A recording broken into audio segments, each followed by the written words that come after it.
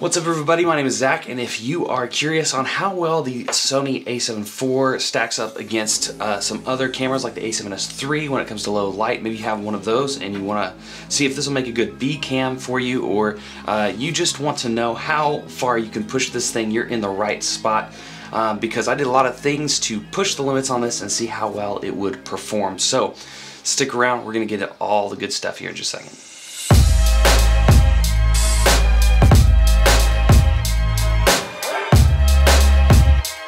So I've been testing out some just like night shooting, and it is actually night as you can see in the window. And so I have my Aperture MC, and I'll turn off the lights here in a second so you can kind of see what it looks like with everything off. But I have that just set to a blue, very low saturation light. I've got my Godox light with a 36-inch softbox. So I ended up actually not using the big light with the softbox because I just ended up not liking the way it looked. I'm glad I did it both ways, so you can kind of also see in comparison.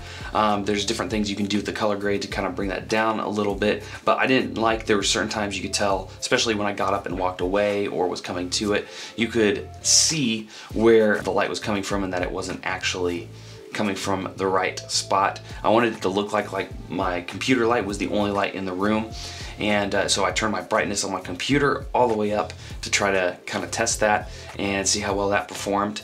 And I've got an LED panel shooting up at the ceiling to give a little bit more ambience in the room so that you can see. And I have also out the window, you can kind of see, I've got just my white box light out there. There's like 20 bucks.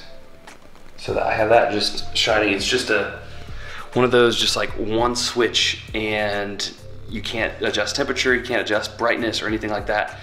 So I just have that pointed in to make the curtains kind of light up behind, look like it's moonlight coming in.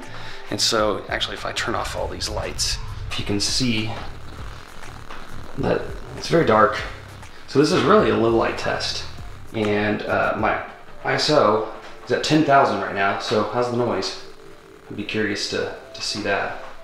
But yeah, so far that's what I have just for this little scene here in the kitchen, and so far I think it looks pretty good. This is my first time shooting like a night scene or low light stuff, mostly because I've never had a camera like this that can handle it, and so it's kind of fun for me. You oughta let me know what you think in the comments below. As I said, I was shooting in 10,000 ISO, and you can tell in certain parts, certain shots, that opening shot with the coffee maker, there's lots of noise in that. The crazy part about that is I like shooting with a mist filter on, but I don't have a mist filter. I have just the Peter McKinnon variable ND with a mist. So in order to see, I was gonna just take it off, but I already had it on the camera when I turned all the lights off, and I was like, oh, I wonder if I can get away with it. So I ended up leaving it on the entire time. You know, obviously everything you see in that, I had to compensate for being darker by 2 additional stops because I had the variable ND on there.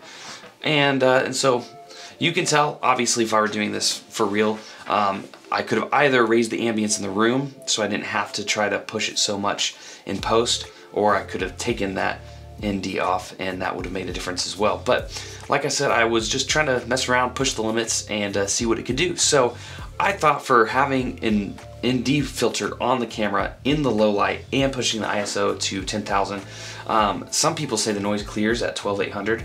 So I think I put that on a couple clips, but I don't remember. But honestly, you can't really tell. I will say the YouTube compression made it look a little bit noisier in some parts than it actually looked on my computer when I was editing, so take that for what it is. Yeah, so and part of why I wanted to try this was because I'm coming from the GH5, so with this it is no low light beast by any stretch of the imagination, and I actually just never even had a reason. It didn't even cross my mind to try to do something like this before, so this was just a fun excuse to get to try something new. So this was also a learning experience for me. If I were going to do this again, I would have swapped one of my LED lights and put it out there for the moonlight, because you can see in the curtains, I think it's too bright, that light coming in. I like the light that it's casting on the wall behind me. It gives some good, I think, a natural look to it. It looks like, you know, the moonlight out there is shining in through the window onto the wall. But you can tell by the exposure levels, it is far too bright going against that window. And so my wife pointed out when she was looking at it, she's like, oh, it kind of looks like you just filmed on a cloudy day and then made it darker. And I was like, oh, it kind of does look like that. So that's something I would have done differently. And that kind of leads me to the next point. So because of that, I actually ended up using, on Final Cut, there's a night to day or day to night effect. And I ended up using that in addition to the color grade I had already used, just to make it look a little more like night. That probably also introduced a little bit of noise. And I didn't run any denoising software on here, so this is just how it looked after the color grade. But you can kind of see side by side. I actually preferred the image before I added the day to night effect, but it looked too much like day without that. So also something I would have done differently. All right, so the noise is quite a bit more obvious in that bed scene, because I didn't have a rig to do a top-down shoot, so I just had to set my tripod real janky, and I couldn't turn the camera, so if I'm laying down in the bed, I could not turn the camera this direction. So what I did was I filmed it in portrait mode, basically, and then zoomed in like 200%, 180%, and then cropped in and rotated it in post. And so that resulted in a little bit more noise being visible, and I could have obviously brought up the ambience in the room, and I just did not do that. My MC light I actually used quite a bit from Aperture. It was casting that blue light in the kitchen, and I also used it to basically give more of a blue tone light in that bedroom scene, and I probably should have brought that up a bit. It was down to like 10 or 20%. I left it really dark. So again, the noise was a little bit more apparent because I was cropped in, and in hindsight, I should have just bumped up the ambience in the room, turned up those lights a little bit. That would have fixed it, but I didn't catch that in the moment. And then as the video went on, I just, to be honest, got lazy. It was getting late, and I didn't feel like being super creative and setting up all my lights in all these different locations and different rooms in my house to get a different scene. So obviously you can see that one shot in the kind of the basement living area where I literally had no other light except for our lights down there on the fireplace, which looks really crappy. But at that point I didn't care because I wasn't going to test another thing. The top-down light, where I was in a really dark room, there's surprisingly like next to no noise. And that MC light was again only at like 25%, I want to say, right there. And you can clearly see the background. It was more of a top-down, but it's spilling over onto the wall behind me, which was about 7 feet behind me there.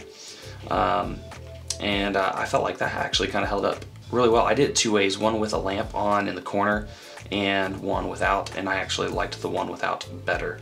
And then skipping through some of the living room stuff, because again, I didn't feel like setting up much additional light there. I just kind of carried around that Godox light in every room that I was in. And so it was kind of in that living room shot to add more light, but it's whatever. Actually, I was really impressed with how the final kitchen shots looked, because I ended up bringing in that cheap $20 light from my porch, and that was the only light I used in the kitchen that time. I didn't even use my LED panel that was shooting up against the ceiling. I only used that, and you can see the reflection in the fridge in that final shot, which didn't really bother me a whole lot. But again, because I couldn't dim it or anything, it is what it is. But hopefully you can kind of see what that did to the image. And then I had, again, the MC light on like 10%. Just kind of there, just out of frame. So very minimal lighting setup, and you gotta let me know what you think. This was again my first experience trying to shoot a low light scene inside. And I also just wanted to push the limits on the a7IV like I mentioned before. So I think it's phenomenal. Of course, again, I'm coming from the GH5, so I'm gonna think anything is phenomenal. But I did use the a7 III and the a7C for a little bit, but the a7IV performs incredibly well in low light. And I've got a good friend who has an a7S III and an FX3, and I have used it on a few occasions. So I do have a little bit to compare to, but I haven't used it extensively, just like I really haven't used this camera extensively yet. But that's all I got for you. If you enjoy breakdowns like this, or if you are moving from a micro four thirds system to a full frame system, and you want to know what maybe the differences are, or what you should think about when you're making some of your changes, then make sure you subscribe, because I'm going to be talking about a lot of stuff like that coming up. I've got several videos coming talking about those, as well as you know, my favorite lenses on this and how it matches to a full frame lens, and how, you know, I think sometimes the hype is a little bit overrated when it comes to full frame, because you can still get a great image out of any sensor if you know what you're doing. And so I've got some comparisons and some stuff like that coming up that I think if you're interested in that kind of thing, you will really enjoy. So thank you for sticking around and watching this video, and I'll see you in the next one.